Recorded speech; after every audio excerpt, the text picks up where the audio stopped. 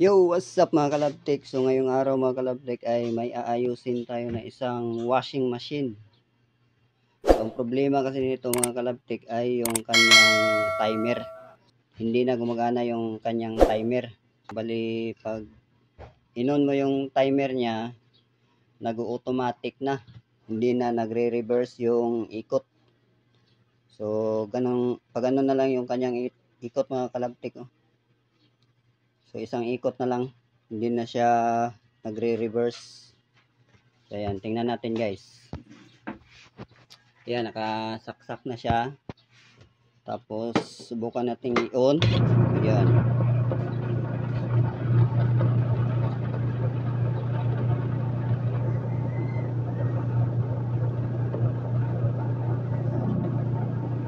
So hindi na siya nagre-reverse. So isang direksyon lang yung kanyang ikot. So patayin natin guys. So ayan. So in-off na natin kasi yung timer ang kanyang sira. Yun yung ayusin natin guys. Ito, bumili tayo ng bago. Yan, nabili natin to ng 195 pesos. So itong knob na to guys, hindi na to sa kanya. So bali kasama natin to sa pagbili. So ito yung original niya. Yan. Oh. So hindi na siya kasya. Kasi dito siya kasya. Yan. Yan, sa pagtanggal nito guys, mayroon siyang tornilyo dito sa kanyang likuran. Yan. So tinanggal na natin para mapadali yung video natin. Ayan, tinanggal na natin yan guys. So pag natanggal na, ayan, so ganito yung itsura ng kanyang loob. Baliktad kapag abrin ako ganina. Ayan, pag nagtanggal kayo nito guys, make sure naka-unplug yung ating washing machine para iwas disgrasya tayo. Yan, safety first kumbaga.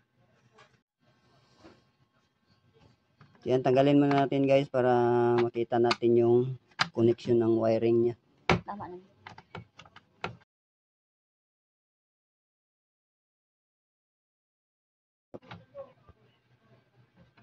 So ito na guys, natanggal na natin yung kanyang timer. Yan, putulin na natin dito guys.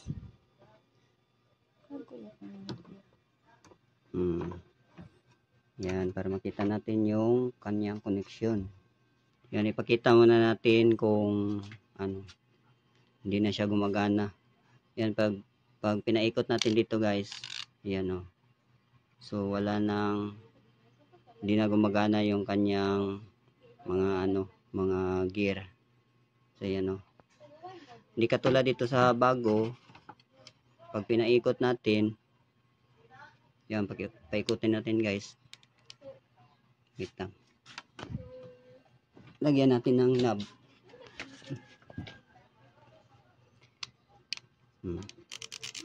Yan siya guys. Yan o. Yan, umiikot siya guys. So yan yung problema ng ating luma. Ayan.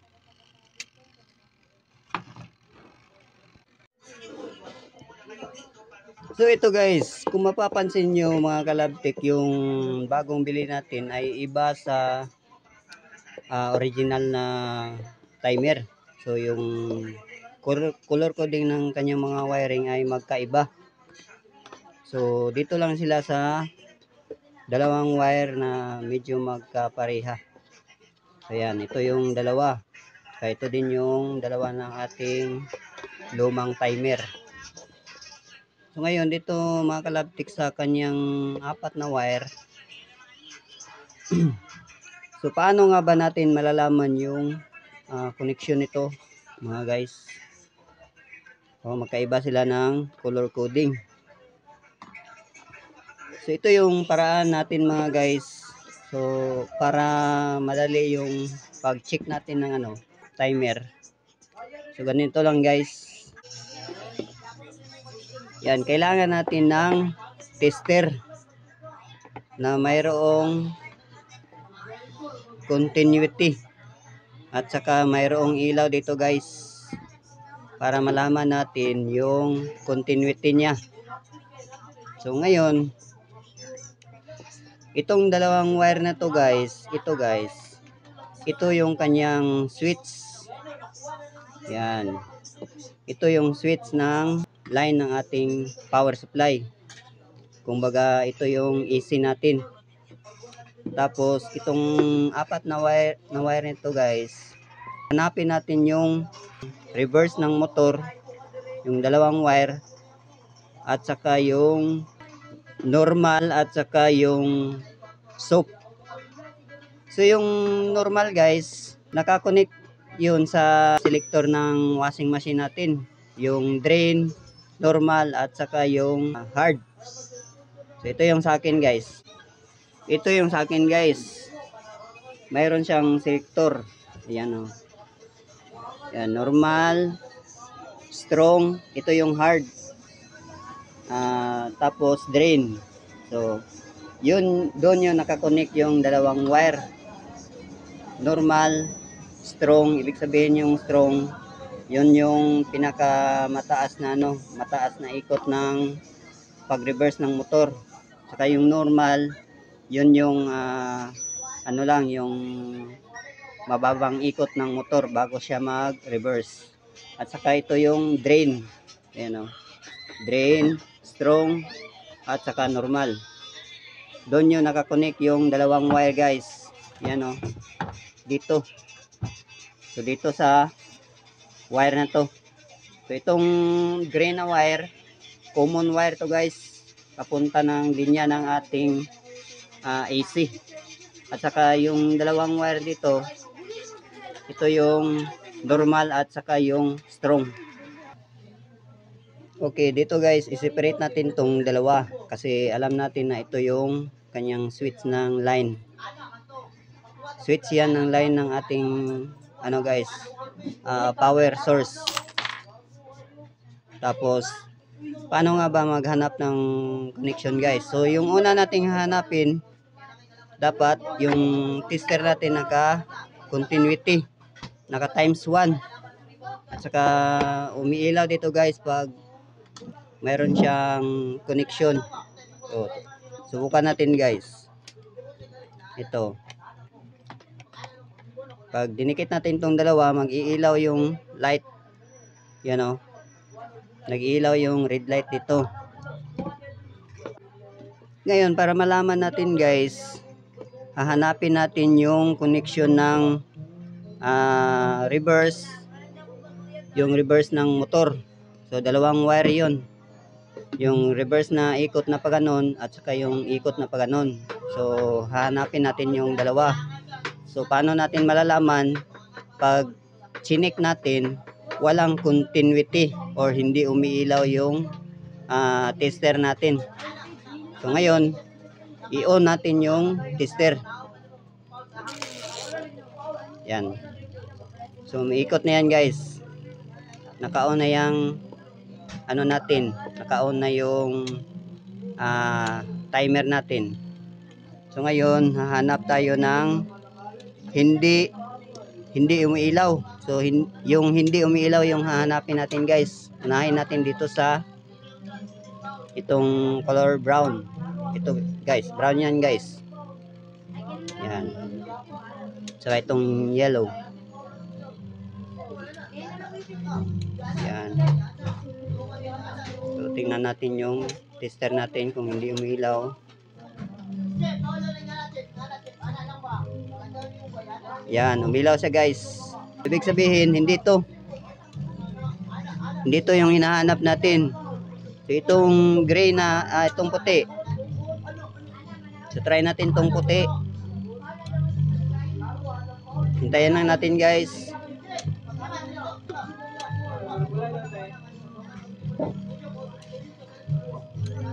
Ayan, umilaw siya. Hindi rin to guys. Hindi rin to. So lipat natin dito sa green. Ayan, lipat natin sa green. Ayan, umilaw. Hindi ito. So ngayon, itong yellow na naman, itong pangalawang wire, dito naman tayo magkuha. Yan. So check natin dito sa white.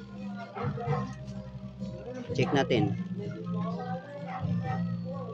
Yan, hintayin na natin guys.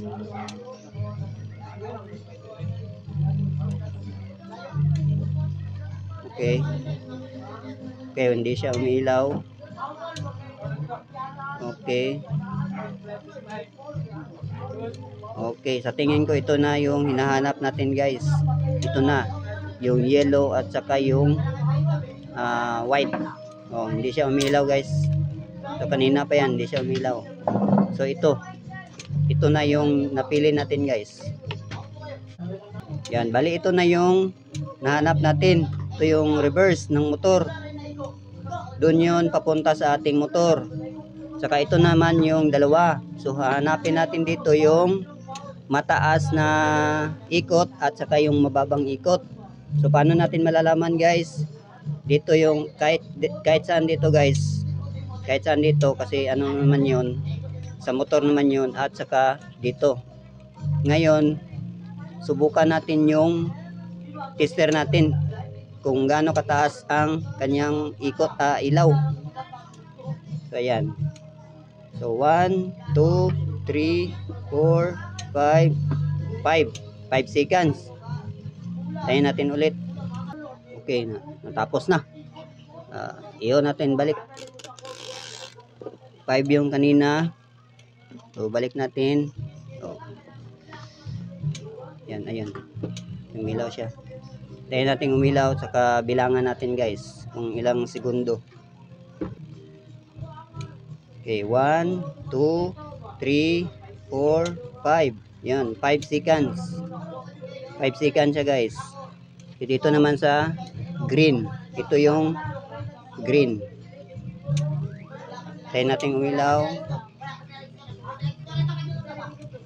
1, 2, 3, 4, 5, 6, 7, 8 seconds. So ibig sabihin ito yung mataas na ikot at saka ito yung mababang ikot. So ibig sabihin ito yung normal at saka ito yung strong. Ito yung strong. Ayan. So ganyan lang guys mag-identify. So ngayon naman ituturo ko kung paano ito ikabit sa ating washing machine. Yan, so ngayon paano nga ba natin ikabit yung timer na nabili natin guys? So madali lang yun guys. So para ma-identify natin guys, itong dalawang yellow, ito yung papunta sa ating motor, sa kapasitor natin. Saka itong black, yan yung kanyang common. Yan yung common. Saka yung nahanap natin kanina na yellow at saka yung puti or gray, yun yung idudugtong natin dito sa dalawang yellow. Kahit magkabilaan yun sila guys, okay lang yun guys, walang problema. Ito yung kanyang reverse ng motor. Ito, dito nakakunik yan. So ganito guys, tuturo ko sa inyo kung paano natin i-connect. Okay, ganito guys. So ito yung napili natin kanina na walang continuity. So ito yung kanyang reverse ng motor. So dito siya papunta. Itong dalawang yellow. Yan, kahit saan yan dyan guys. Magkabilaan, kahit magkabaliktaran yan, okay lang yan. Yan, dugtungan lang natin to guys kasi medyo maiksi yung pagkaputol natin. So dugtungan lang natin. Gamit tayo ng shrinkable tube. Yan, shrinkable tube.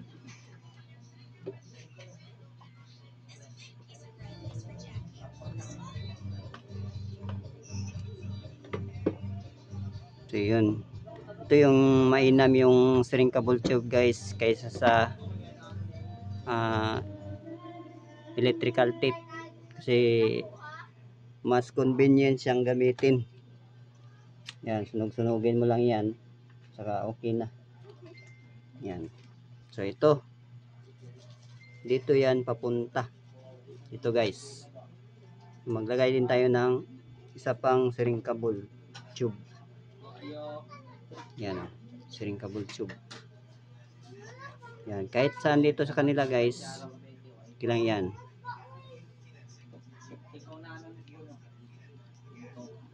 Yan. Ganyan lang guys.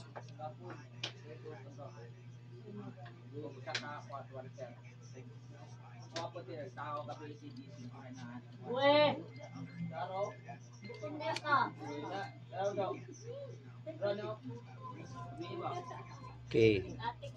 Saka itong yellow. Dito sa yellow din.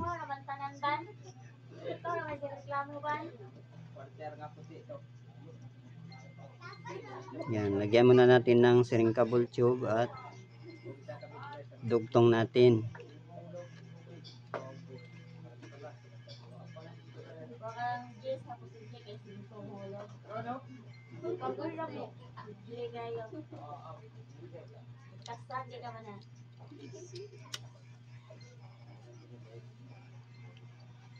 Yan. Ngayon, yung sinasabi natin kanina, ito yung green. So, ito yung may mataas na ikot. So, ibig sabihin, siya yung strong. So, yung strong dito guys, itong color blue. Itong color blue. Yan, nasa baba. Saka itong violet, ito yung normal. Yung violet. So, dito tayo magdugtong. Ito yung green. Ito yung strong. Lagyan natin ng siringkable muna.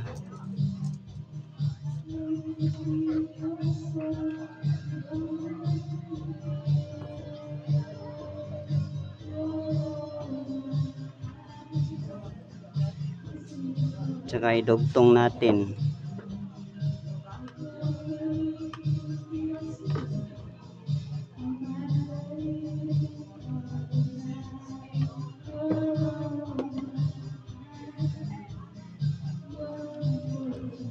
Parang simple papaday. May tanawon na rin.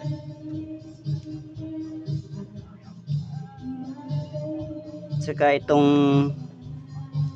ito yung may pagka-violet guys. Dito natin yan idugtong. Ito yung normal. Yan, ito yung normal. Yan, lagyan din natin ng siringkable tube at saka idugtong natin. Yan, ganyan lang guys. Napakadali lang nito guys. Basta mayroon kayong tester guys, kayang-kaya nyo na tong gawin sa inyong bahay. Okay. Ganyan lang guys. Okay. Kasunugin natin guys. Yan, okay na yan guys. Tapos itong switch, ito yung sabi ko kanina, common. Ito yung common kanina. Ito yung sa AC. At saka ito yung partner niya, yung gray. Dito din sa common ng ating selector. Yan, selector yan guys. So lagyan din natin ng siringkable tube. Yan, nalagyan na natin ng siringkable tube at saka idugtong.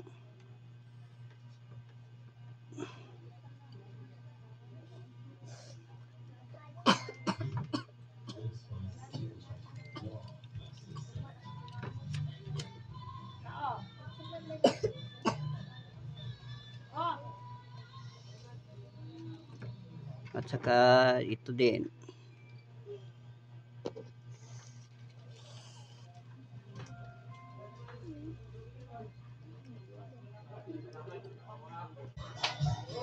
Okay, patapos na tayo.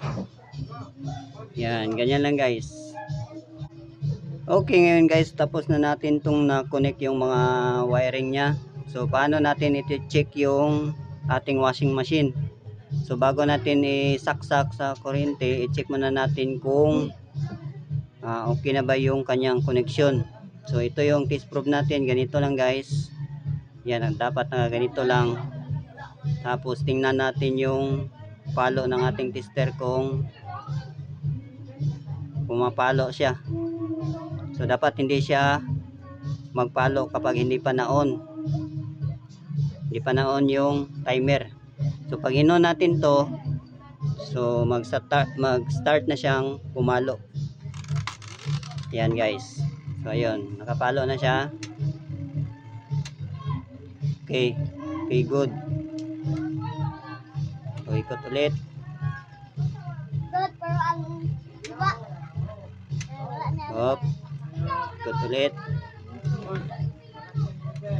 Yan. Dahil daw Okay. Okay na yan guys. Okay, ganyan lang guys. So ngayon guys, saksak na natin to guys. At saka i-on natin yung timer. Ayan. Okay na guys. Ayun, nagre-reverse na siya. Okay.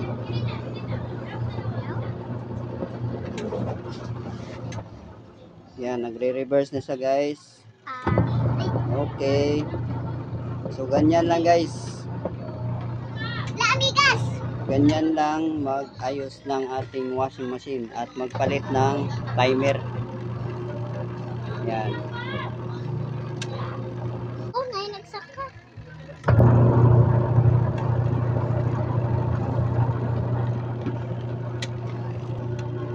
Bubasa na ko na ba?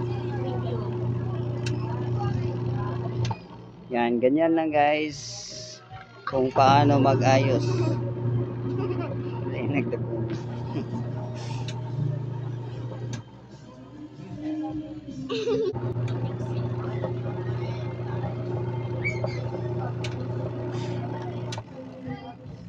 So, ganyan lang guys, kadali guys.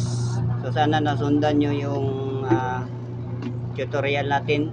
At huwag kalimutang mag-subscribe at i-hit mo yung notification bell para updated ka sa mga bagong upload na video natin guys. Yun lang po, maraming salamat at God bless.